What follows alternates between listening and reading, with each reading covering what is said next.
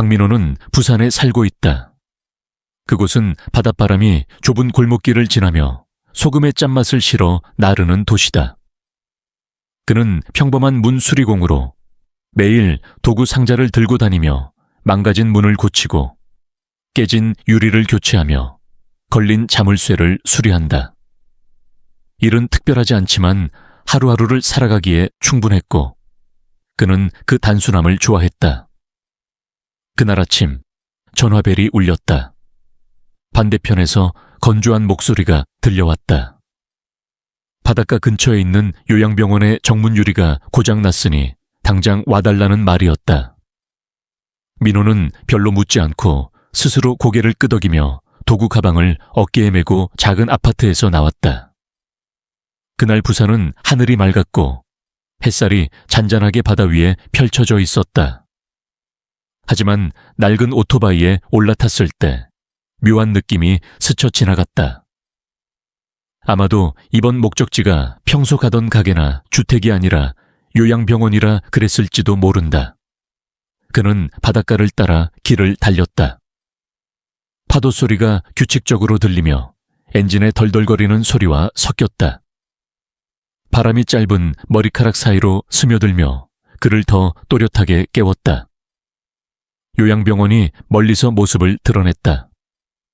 오래된 소나무들 사이에 자리 잡은 낮은 건물로 하얗게 칠해진 벽은 세월에 따라 색이 바랬고 회색 기와지붕은 이끼로 덮여 있었다. 그는 오토바이를 세우고 바다의 소금 냄새와 오래된 무언가의 냄새가 뒤섞인 공기를 맡았다. 잊혀진 것들의 냄새 같았다. 민호는 내려서 도구 가방을 어깨에 걸치고 주변을 둘러보았다. 뜰은 조용했고 바람이 불 때마다 나무잎이 바스락거리는 소리만 들렸다. 사람이 오가는 모습은 없었다. 그는 정문으로 다가갔다. 커다란 유리문이 손님을 맞이해야 할 곳이었지만 지금은 엉망진창이었다.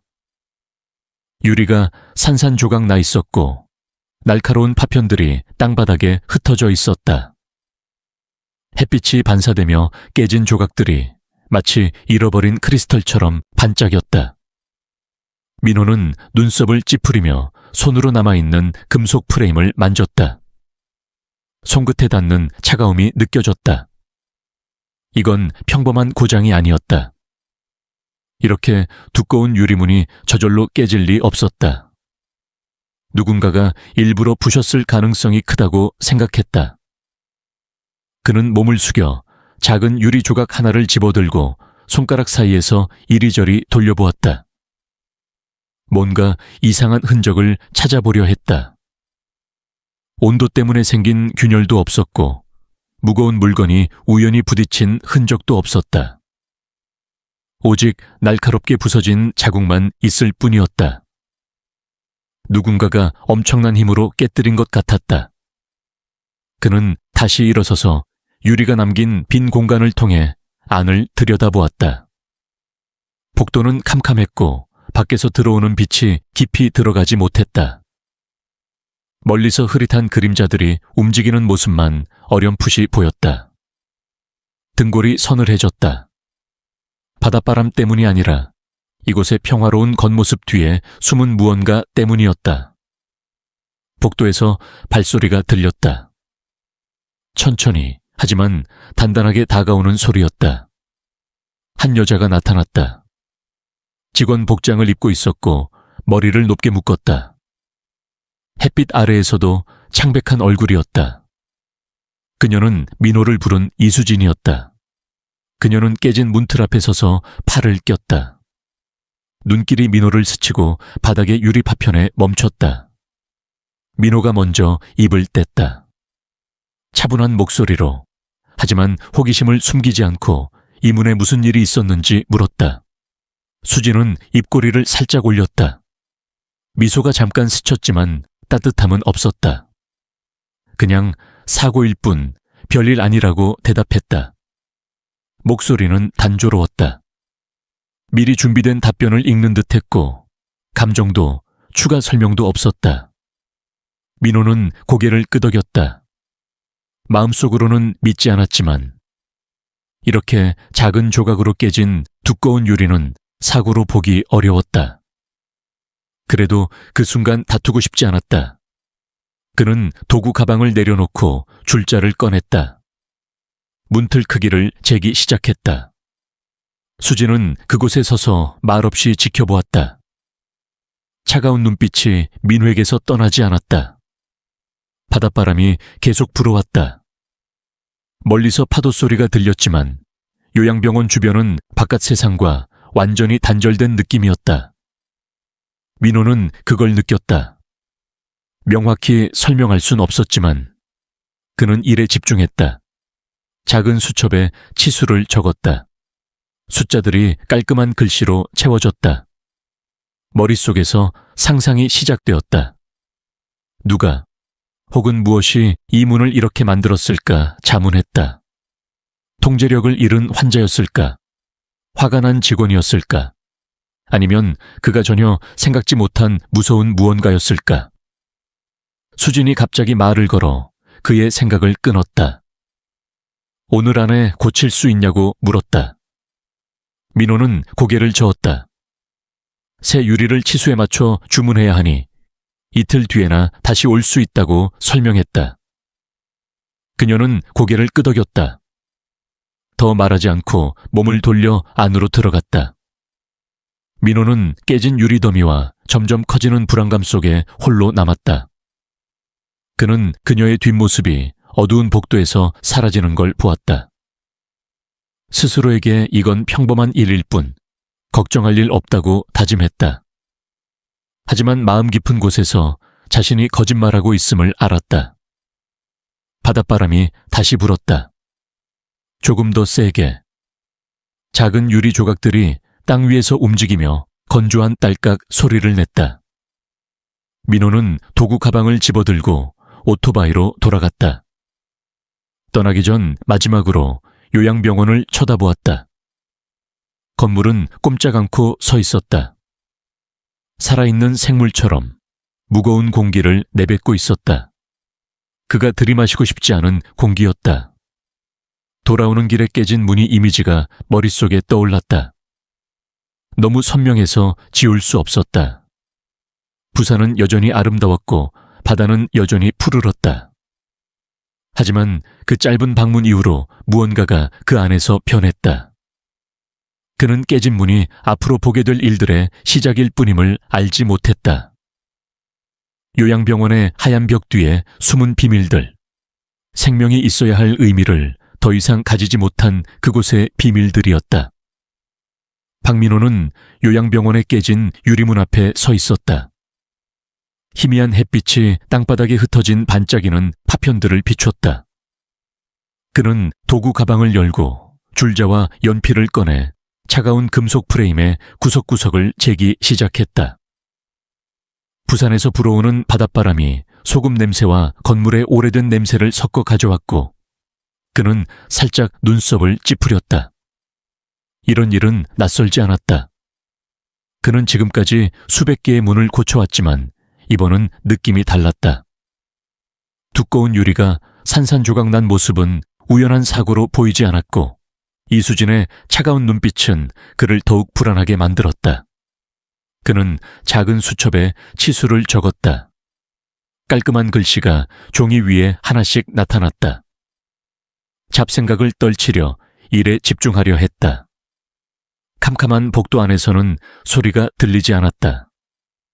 오래된 건물의 틈새로 바람이 스며드는 소리만 있었다. 그는 프레임 아랫부분을 확인하려 몸을 숙였다. 새 유리의 두께를 가늠하던 순간 요양병원 깊은 곳에서 갑자기 비명이 터져 나왔다. 날카롭고 공황에 찬 비명은 고요한 공간을 찢었고 민호는 깜짝 놀라 벌떡 일어섰다. 손이 살짝 떨리며 연필이 땅으로 떨어졌다. 연필은 깨진 유리 조각 사이를 굴러갔다. 그는 고개를 돌려 복도를 바라봤다. 눈을 가늘게 뜨고 어둠 속을 뚫어져라 봤지만 멀리서 희미한 빗줄기만 춤추듯 움직일 뿐이었다. 비명이 멈추자마자 또 다른 소리가 들렸다. 무거운 물건이 바닥에 부딪히며 나는 커다란 파열음이었다. 심장이 빠르게 뛰었다. 숨이 가빠졌다. 그는 안에 무슨 일이 일어나고 있는지 궁금해졌다. 이수진의 모습이 복돼서 나타났다. 걸음은 급했지만 얼굴은 여전히 차가웠다. 그녀는 민호 앞에 멈춰 섰다. 눈이 그를 훑고 어지러이 놓인 도구더미에 머물렀다. 그가 말을 꺼내기도 전에 그녀가 먼저 입을 열었다. 잠시 기다리라고 했다. 감정 없는 평평한 목소리였다. 그가 대꾸할 틈도 없이 그녀는 몸을 돌려 다시 안으로 뛰어갔다. 어두운 복도 속으로 사라졌다. 민호는 멍하니 서 있었다. 줄자를 쥔 손이 굳어 있었다. 가슴 속에서 불안감이 차올랐다. 그는 수진이 간 방향을 바라보며 귀를 기울였다. 하지만 바닷바람 소리만 귓가를 맴돌았다. 그는 깨진 문틀 가까이 다가가 발끝으로 살짝 안을 들여다봤다. 밖에서 들어온 빛이 복도에 길고 흐릿한 선을 만들었다. 그 빛의 끝에서 그는 늙은 사람의 모습을 얼핏 봤다. 마른 몸이 제복을 입은 두 직원에게 끌려가고 있었다. 그들은 빠르게 움직였다. 아무 말도 하지 않았다. 단단한 발소리만 타일 바닥에 울렸다. 그 노인은 저항하지 않았다. 하지만 축 늘어진 팔은 기력이 다한 듯 보였다. 민호는 눈썹을 찌푸렸다. 저 사람이 깨진 문이나 방금의 비명과 관련이 있는 걸까 생각했다. 그는 도구가 있는 곳으로 돌아갔다.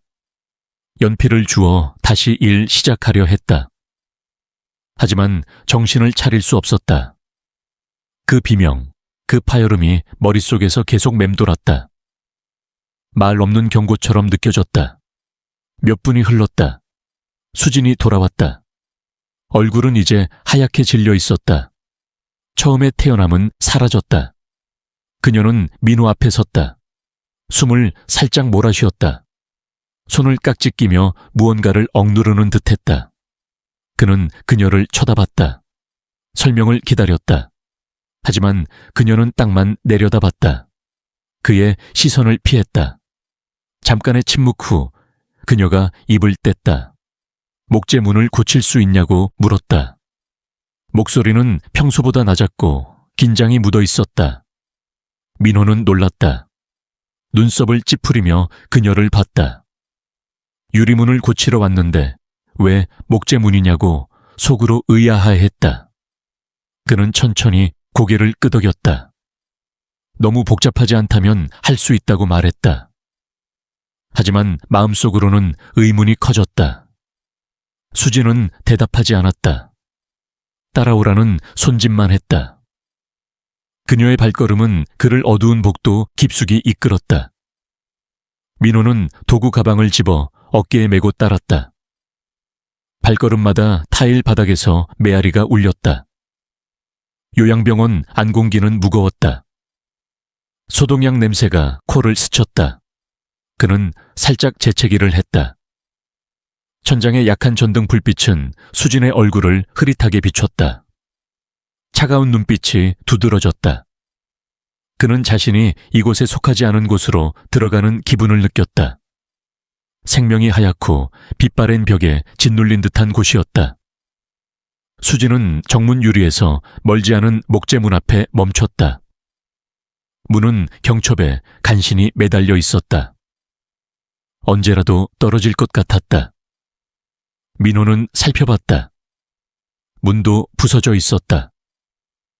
나무 표면을 따라 금이 갔고 경첩은 벽에서 튀어나와 있었다. 그는 손으로 문을 만졌다. 남은 나무 부스러기를 느꼈다. 이건 약한 사람이 한 일이 아니라고 속으로 생각했다. 누군가 상당한 힘으로 부셨다. 밖에 있던 유리가 파괴된 방식과 비슷했다. 그는 수진에게 몸을 돌렸다. 무슨 일이 있었는지 묻고 싶었다. 하지만 그 순간 그녀의 눈빛에 멈칫했다. 그 눈은 더 이상 차갑지 않았다. 긴장으로 가득했다. 무언가를 감추려는 듯했다. 민호는 묻지 않기로 했다. 조용히 도구를 꺼내 경첩을 점검했다. 임시로 고칠 방법을 계산했다. 더 알아보려면 시간이 필요하다는 걸 알았다. 아마 이틀 뒤 유리를 교체하러 오면 답을 찾을지도 모른다고 생각했다. 수지는 그곳에 서서 그가 일하는 걸 말없이 봤다. 더 말하지 않았다. 하지만 그녀의 존재는 보이지 않는 압력처럼 그의 어깨를 눌렀다. 바닷바람이 깨진 유리문 틈으로 불어왔다. 멀리 파도 소리를 실어왔다. 하지만 이 복도 안은 숨 막힐 정도로 고요했다. 민호는 측정을 끝냈다. 도구를 가방에 넣고 떠날 준비를 했다. 수진을 마지막으로 쳐다봤다. 그녀는 몸을 돌려 복도 깊이 들어갔다. 모습이 점점 작아지다 사라졌다. 그는 밖으로 나왔다. 바깥 햇빛이 어둠 속에 있다 나온 눈을 따갑게 했다. 비명, 파열음, 끌려가는 노인의 모습이 머릿속에서 짧은 필름처럼 떠올랐다. 시작도 끝도 없었다. 그는 오토바이에 올라탔다. 시동을 걸었다. 엔진의 덜덜거리는 소리가 정적을 깼다. 돌아가는 길에 그는 스스로에게 말했다. 이건 평범한 일과일 뿐이고 들은 것, 본 것이 우연일 수 있다고. 하지만 마음 깊이 그걸 믿지 않는다는 걸 알았다. 그 요양병원엔 무언가가 있었다. 곧 알게 될 것 같은 예감이 들었다. 그는 그걸 마주할 준비가 안 됐지만 박민호는 요양병원의 어두운 복도에 있는 목재문 앞에 서 있었다. 손이 금이 간 거친 표면에 닿았다. 부산에서 불어오는 바닷바람이 멀리 깨진 유리문 틈으로 들어와 규칙적인 파도 소리를 가져왔지만 이 공간은 바깥 세상과 완전히 단절된 듯했다. 그는 방금 정문 유리문의 치수를 재는 일을 끝냈고 이제 이수진이 맡긴 새로운 임무를 마주했다. 눈앞의 목재문은 온전하지 않았다. 경첩이 벽에서 떨어져 나왔고 손으로 만질 때 나무 부스러기가 묻어났다. 그는 눈썹을 찌푸렸다. 이 문을 부순 힘을 느꼈다. 밖에 있는 유리와 다를 바 없었다. 이수진은 몇 걸음 떨어져 서 있었다. 차가운 눈빛으로 그의 움직임을 하나하나 지켜봤다. 문을 확인해 달라고 한 뒤 더 말하지 않았다. 그는 도구 가방에서 손전등을 꺼냈다. 빛을 금에 비췄다. 시간이나 자연적인 마모로 생긴 게 아님을 알았다. 누군가 강한 힘으로, 아마 무거운 물건으로 쳤을 거라 생각했다. 그는 느슨한 경첩을 만졌다. 손끝에 닿는 금속이 차가웠다. 일부는 세게 잡아당겨져 구부러져 있었다. 그는 이 방에서 무슨 일이 있었는지 궁금했다. 하지만 주변의 무거운 공기가 더 깊이 생각하고 싶지 않게 했다. 수진이 갑자기 말했다. 그의 생각을 끊는 평평한 목소리였다. 김영자라는 이곳 할머니가 문을 자주 부셨다고 했다. 그녀는 영자를 이상한 힘을 가진 사람이라 불렀다. 마치 그게 할머니의 평범한 특징인 양 말했다. 민호는 놀랐다. 수진을 돌아봤다. 유리와 나무를 부술 힘을 가진 할머니를 상상하려 했다. 믿기 어려웠지만 수진의 눈빛은 장난 같지 않았다. 그는 고개를 끄덕였다. 반박하지 않고 문으로 다시 시선을 돌렸다. 임시로 경첩을 고칠 방법을 계산했다. 도구 가방에서 드라이버와 나사 몇 개를 꺼냈다. 금속을 벽에 단단히 조이기 시작했다. 동작은 느렸지만 확실했다. 금속이 서로 부딪히며 건조한 소리가 고요한 공간에 울렸다. 그의 규칙적인 숨소리와 섞였다. 수진은 여전히 그곳에 있었다. 떠나지 않고 조용한 그림자처럼 그를 지켜봤다. 그는 그녀의 존재에서 오는 압력을 느꼈다. 이유는 알 수 없었다. 그는 경첩 고정을 끝냈다. 문을 가볍게 밀어 확인했다. 흔들렸지만 더 이상 떨어지지 않았다. 그는 수진에게 이렇게 임시로만 할 수 있다고 말했다. 이틀 뒤 정문 유리를 교체하러 올 때 더 고칠 도구를 가져오겠다고 했다. 그녀는 고개를 끄덕였다. 아무 말도 하지 않고 안으로 들어가 보라고 손짓했다. 민호는 문턱을 넘었다. 손전등 빛이 작은 방을 훑었다. 하얀 벽은 얼룩덜룩했고 낡은 철제 침대가 구석에 붙어 있었다. 침대 시트는 구겨져 오랫동안 갈지 않은 듯했다. 방 안 공기는 숨 막혔다. 소독약 냄새와 곰팡이 냄새가 섞여 코가 살짝 찡했다. 그는 방을 둘러봤다. 수진이 말한 김영자의 모습을 찾으려 했다. 하지만 아무도 없었다. 방은 텅 비어 있었다. 생명의 흔적이 없었다. 침대 옆 탁재 부서진 빛과 빛발엔 작은 사진 몇 개만 놓여 있었다.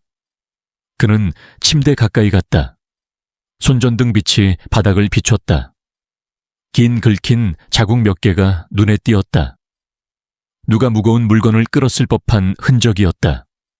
그는 몸을 숙였다. 긁힌 자국을 만졌다. 타일 바닥의 차가움이 손으로 전해졌다. 그는 김영자가 정말 여기 있었는지 아니면 전에 들은 비명과 파열음 이후 어딘가로 옮겨졌는지 궁금했다. 수진은 문 앞에 서 있었다. 안으로 들어오지 않았다. 눈빛이 그의 등에 꽂혔다.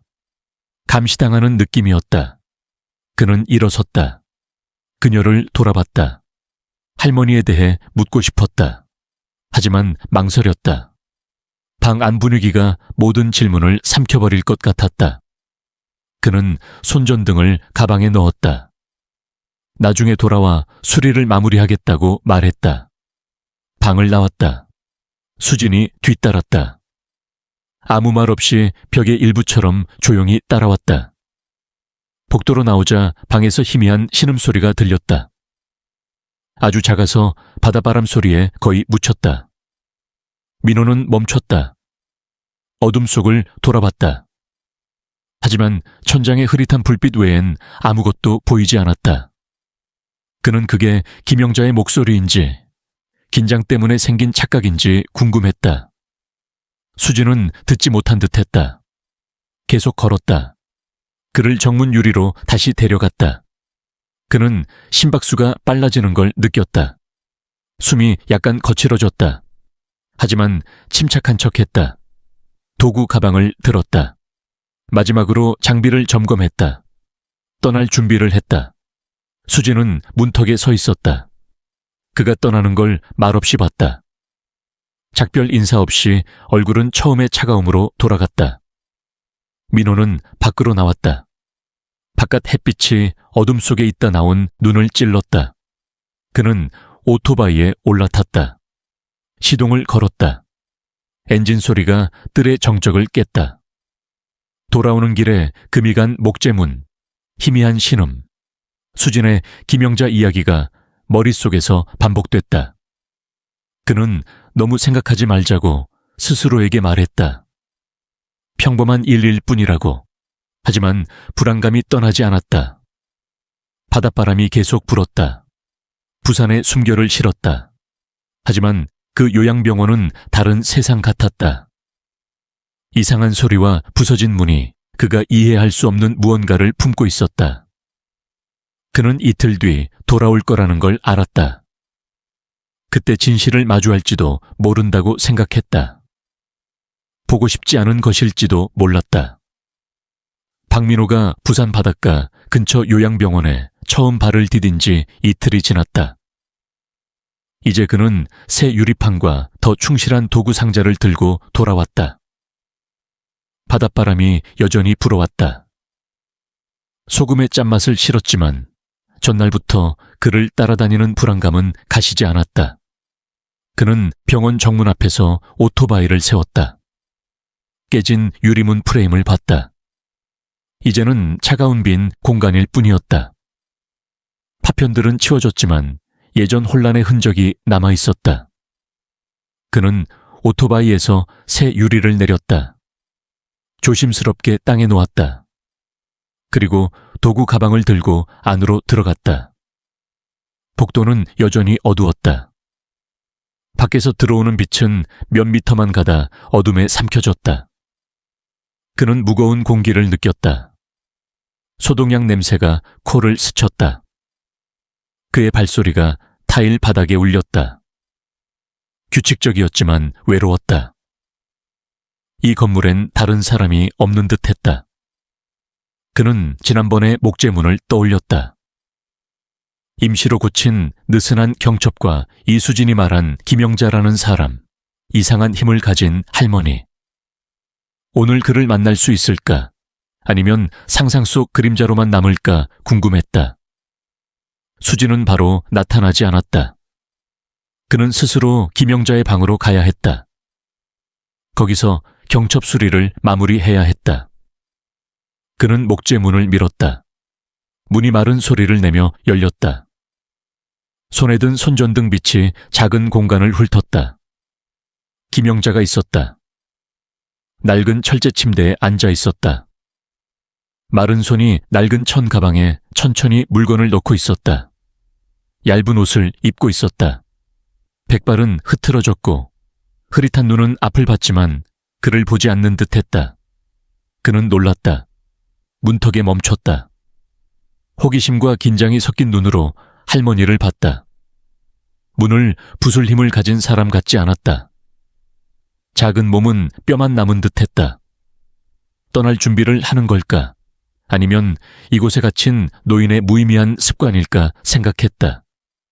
그는 안으로 들어갔다. 도구 가방을 바닥에 내려놓았다. 드라이버와 나사 몇 개를 꺼냈다. 경첩을 제대로 고치기 시작했다. 금속이 서로 부딪히는 소리가 숨막히는 정적을 깼다.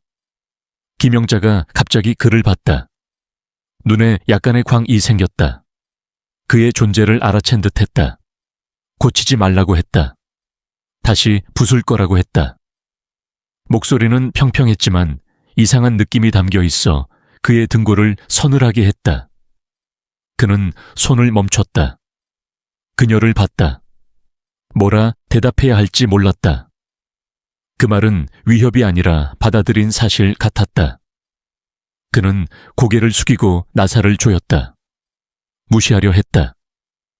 하지만 심장이 더 빨리 뛰었다. 그는 무서웠다. 할머니 때문이 아니라 그 목소리에 깃든 절망 때문이었다. 그는 경첩 고정을 끝냈다. 문을 밀어 확인했다. 더 이상 흔들리지 않았다. 일어섰다. 손을 바지에 닦았다. 정문 유리를 교체하러 가려 했다. 그때 눈이 침대 밑을 스쳤다. 작은 종이 조각이 있었다. 반으로 접혀 있었다. 희미한 천장 불빛 아래 흐릿한 글씨가 보였다. 그는 몸을 숙였다. 집어들었다. 영자가 보지 않는 걸 확인하고 몰래 펼쳤다. 떨리는 글씨가 나타났다. 은비에게 나를 구해줘. 그들이 나를 묶었다고 적혀 있었다. 그는 깜짝 놀랐다. 손이 살짝 떨렸다. 침대에 움직이지 않는 할머니를 다시 봤다. 은비가 누구인지, 이 글이 사실인지 궁금했다. 복도에서 발소리가 들렸다. 빠르고 단호했다. 그는 급히 종이를 바지 주머니에 넣었다. 이수진이 들어왔다. 얼굴은 차가웠다. 눈이 그를 훑고 김영자에게 멈췄다. 그녀는 침대 앞으로 갔다.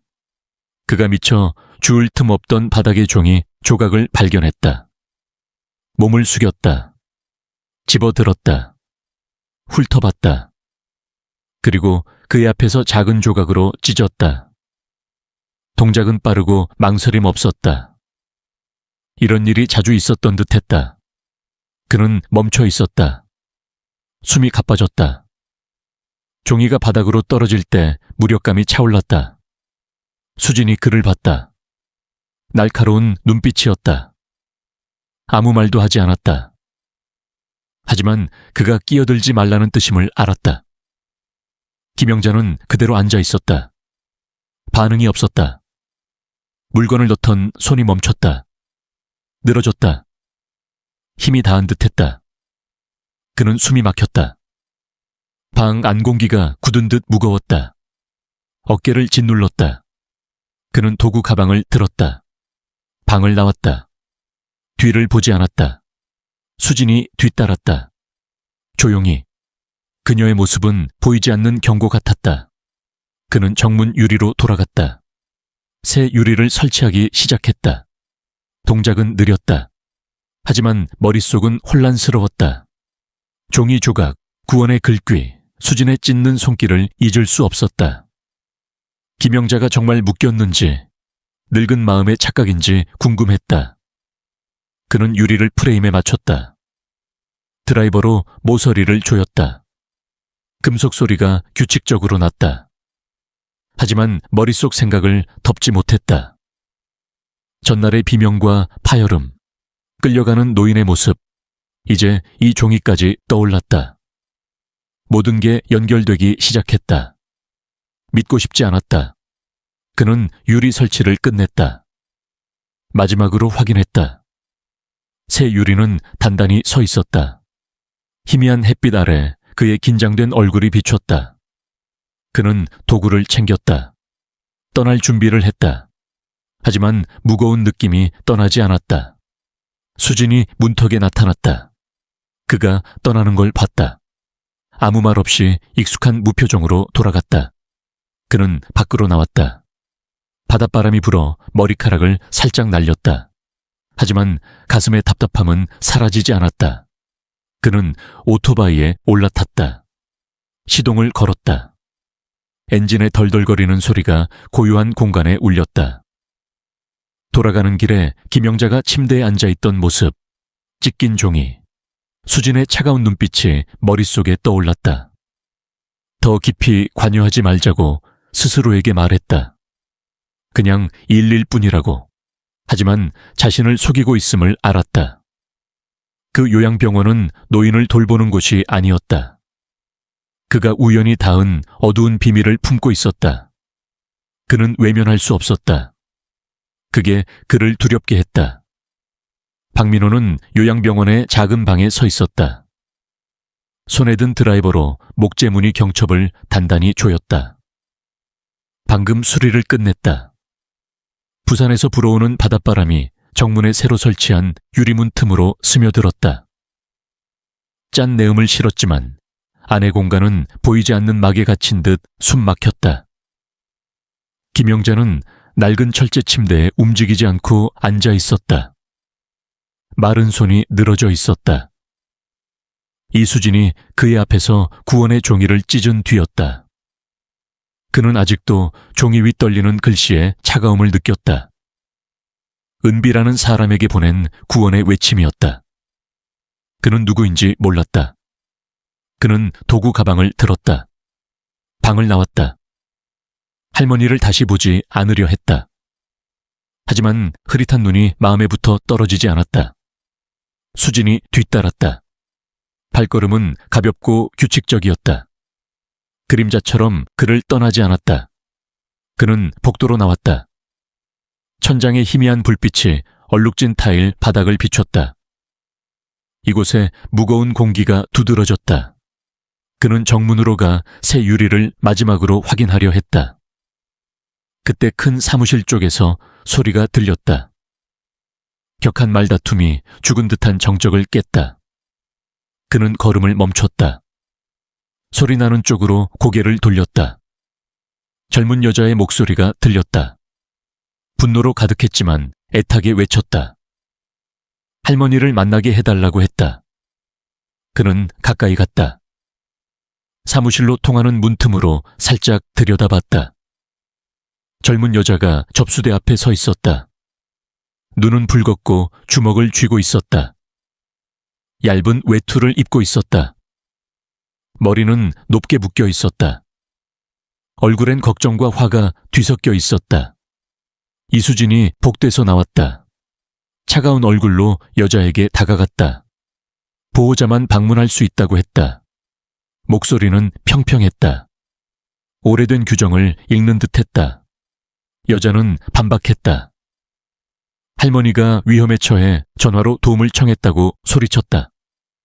하지만 수지는 흔들리지 않았다. 규칙만 반복했다. 기계 같았다. 여자는 접수대를 쳤다. 눈물이 흘렀다. 가족인데 왜 못 만나냐고 했다.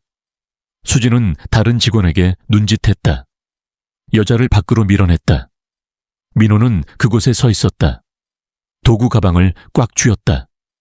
여자가 끌려가는 걸 보며 무력감이 차올랐다.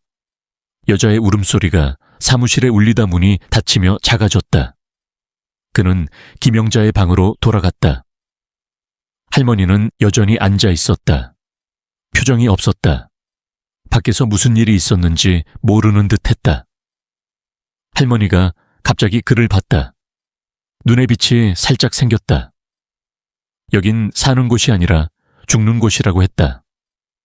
목소리는 작았지만 단호했다. 그는 멈췄다. 대답하지 않았다. 경첩을 확인했다. 하지만 그 말이 머릿속에 칼처럼 박혔다. 그는 일을 끝냈다. 일어섰다. 떠나려 했다. 그때 눈이 할머니 발에 갔다. 바지가 살짝 올라가 있었다. 양쪽 발목에 짙은 보라색 멍이 보였다. 붉은 선이 있었다. 오랫동안 밧줄에 묶인 듯했다. 그는 깜짝 놀랐다. 숨이 멎었다. 착각이 아닌지 더 자세히 봤다. 멍은 새 것이 아니었다. 하지만 너무 오래된 것도 아니었다. 종이에 쓴 말에 조용한 증거 같았다. 그는 수진을 봤다. 하지만 그녀는 이미 방에서 나가 있었다. 그는 두려움과 분노가 섞인 기분을 느꼈다. 그는 도구 가방을 들었다. 복도로 나왔다. 머릿속이 뒤죽박죽이었다. 방금 본 것들이 떠올랐다. 젊은 여자의 울음, 김영자의 말, 발목에 멍이었다. 그는 정문 유리로 갔다. 마지막으로 확인했다. 손이 살짝 떨렸다. 나사를 조였다. 희미한 햇빛이 유리를 통해 바닥에 그의 그림자를 흐리게 했다. 은비가 그 여자일까 생각했다. 종이에 나온 이름이었다. 맞다면 왜 들어오지 못했는지 궁금했다. 그는 수진이 종이를 찢던 장면을 떠올렸다. 차가운 눈빛이었다. 이제 할머니 발에 멍까지 봤다. 모든 게 그가 주운 퍼즐 조각 같았다. 그는 도구를 챙겼다. 떠날 준비를 했다. 하지만 발걸음마다 무거웠다. 김영자와 젊은 여자의 고통을 짊어진 듯했다. 수진이 복도 끝에 나타났다. 멀리서 그를 봤다. 가까이 오지 않았다.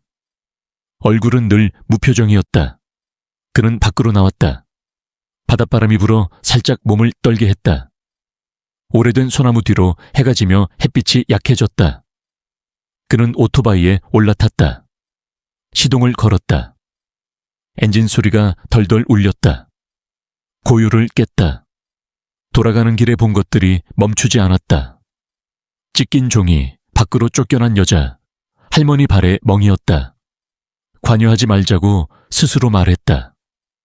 내 일이 아니라고. 하지만 무시할 수 없음을 알았다. 그 요양병원은 할머니 말대로 사는 곳이 아니었다. 잊힌 노인들을 가두는 보이지 않는 감옥이었다. 그는 두려웠다.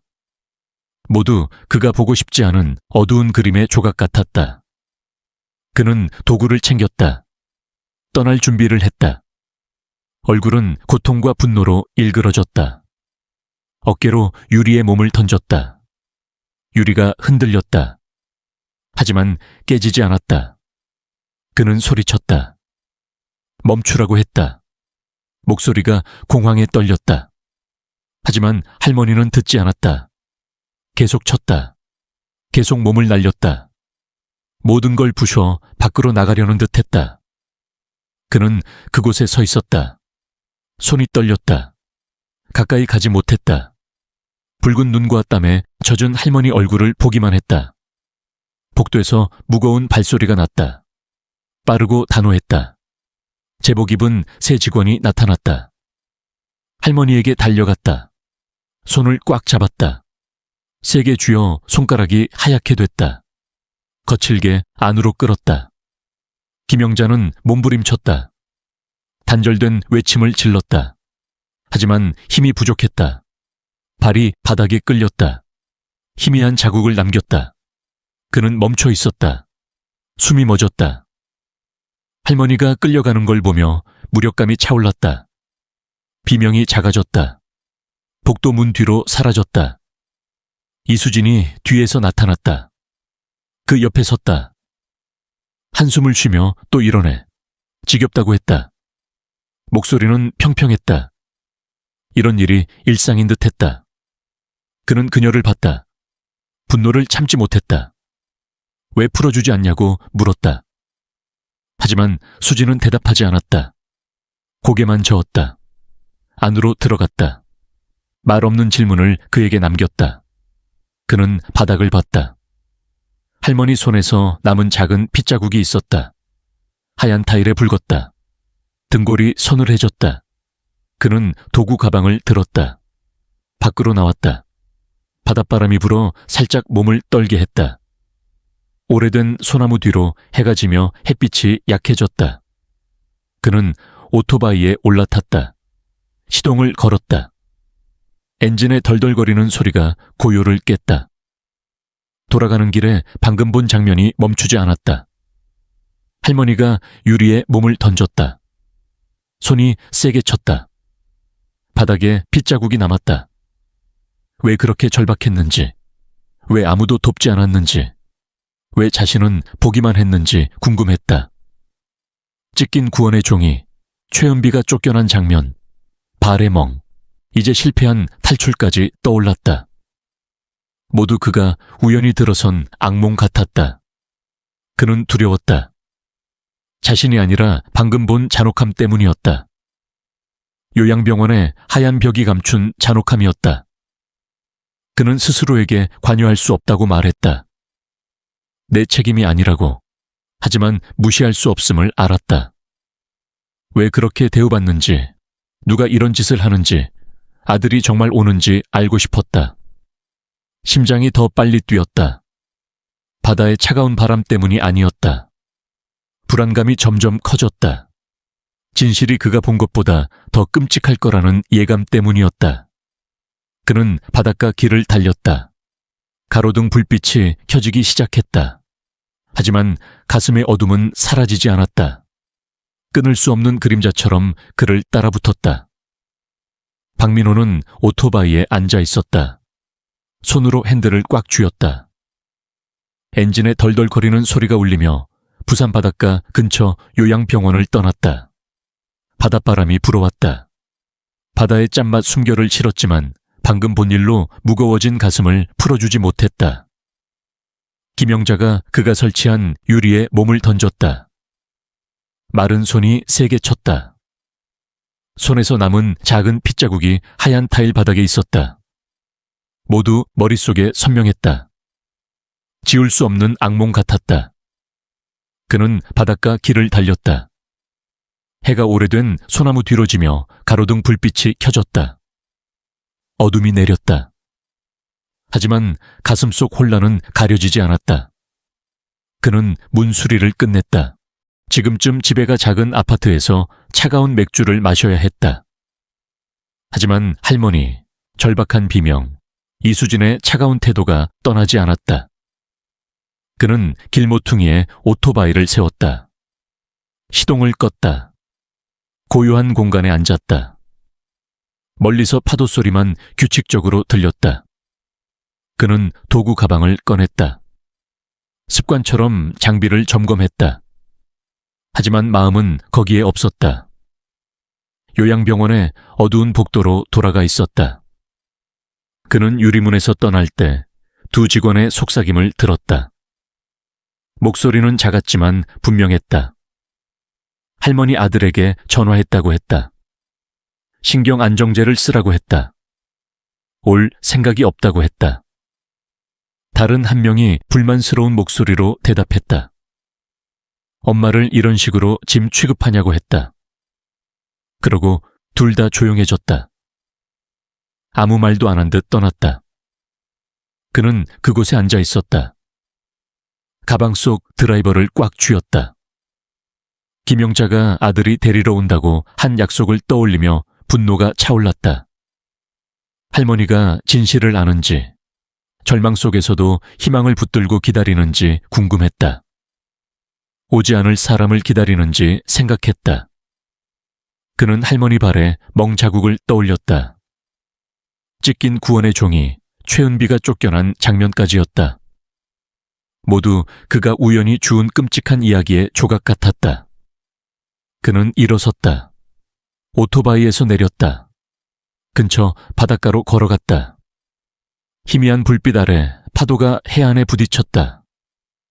멀지 않은 곳에 젊은 여자가 서 있었다. 어깨가 울음으로 떨렸다. 높게 묶인 머리는 요양병원에서 쫓겨난 사람과 똑같았다. 그는 가까이 갔다. 은비임을 알았다. 눈은 붉었다. 얼굴은 눈물로 젖어 있었다. 바다를 보며 서 있었다. 더 갈 곳을 모르는 듯했다. 그는 멈췄다.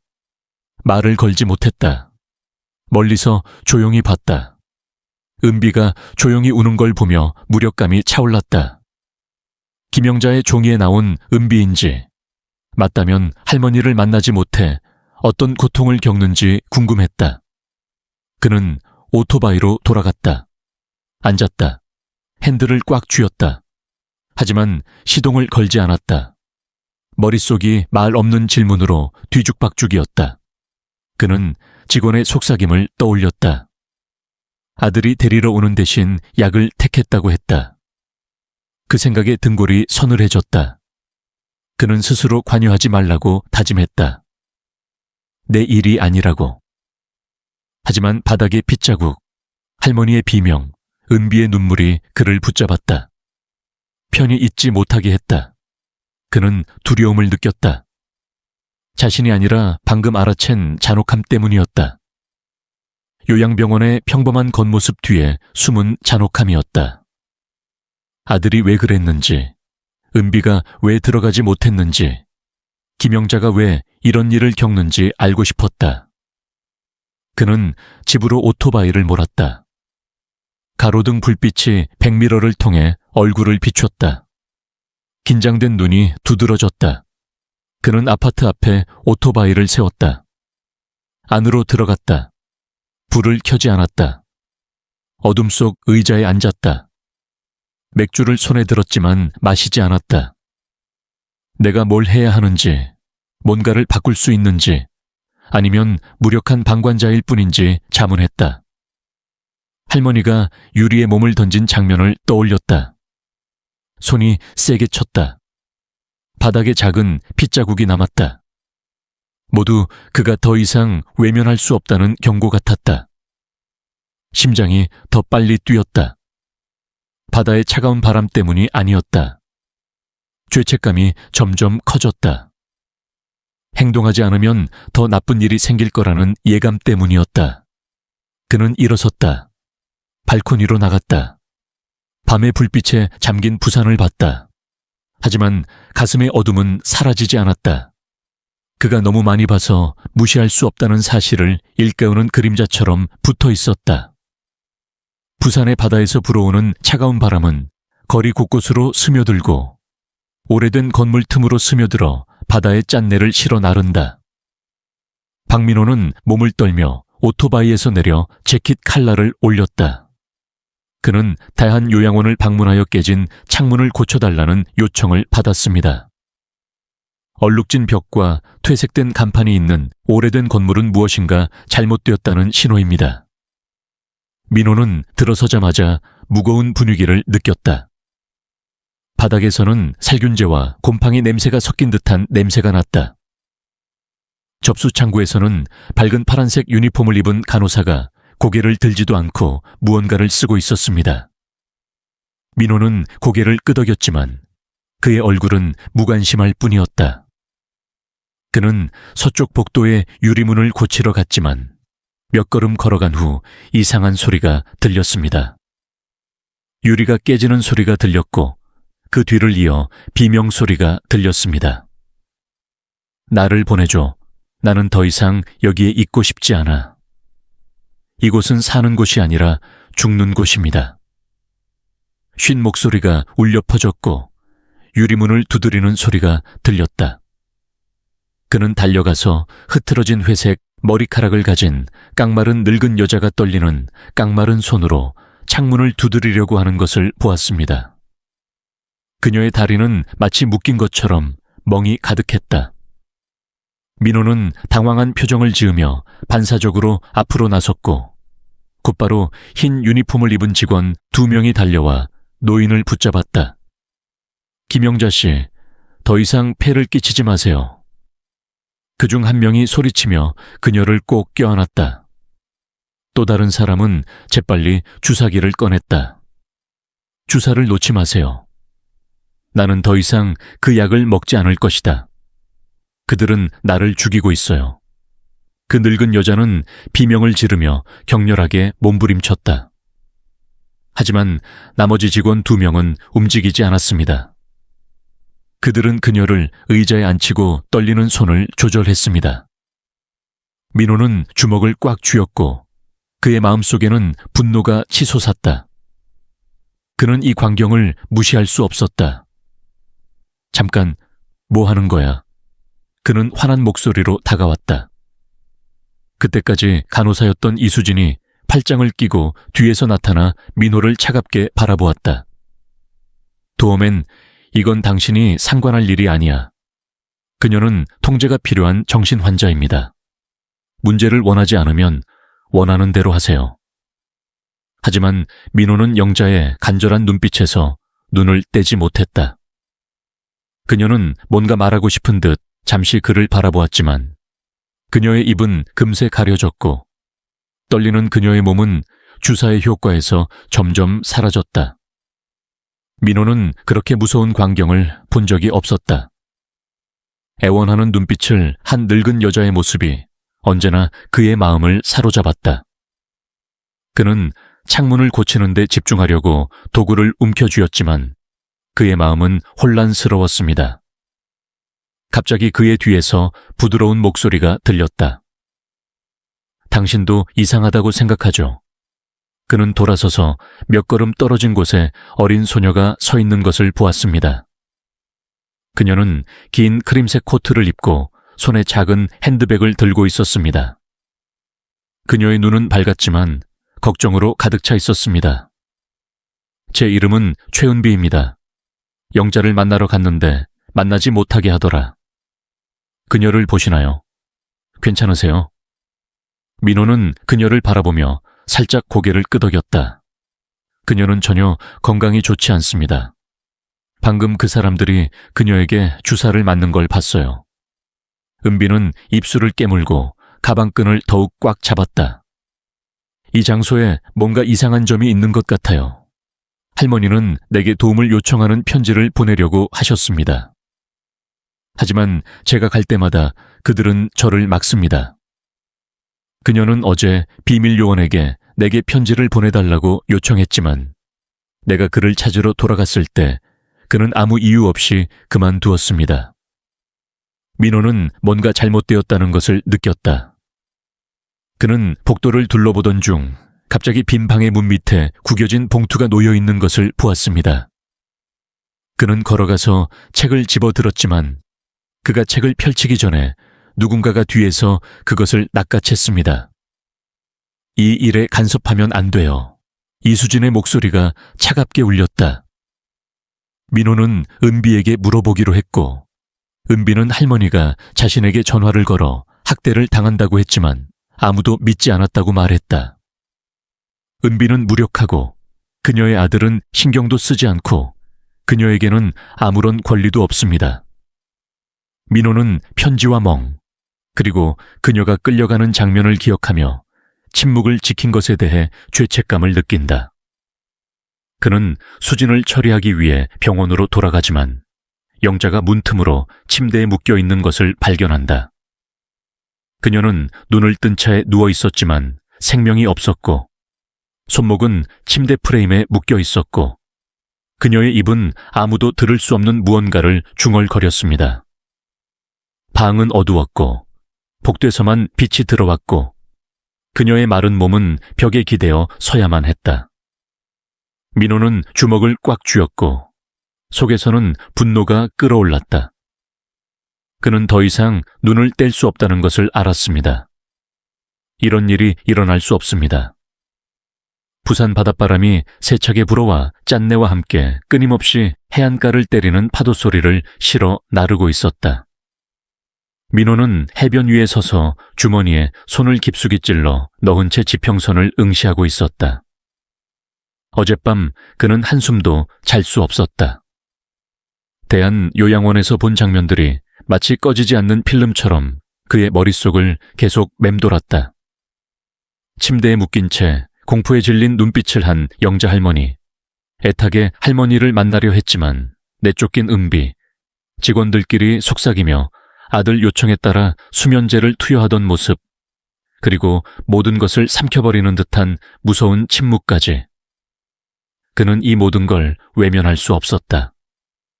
오랜 친구들과 자주 가던 단골 카페를 찾았고 그곳에서 자신이 목격한 일들을 털어놓았다. 몇몇 친구들은 놀란 듯했지만 대부분은 무덤덤했다.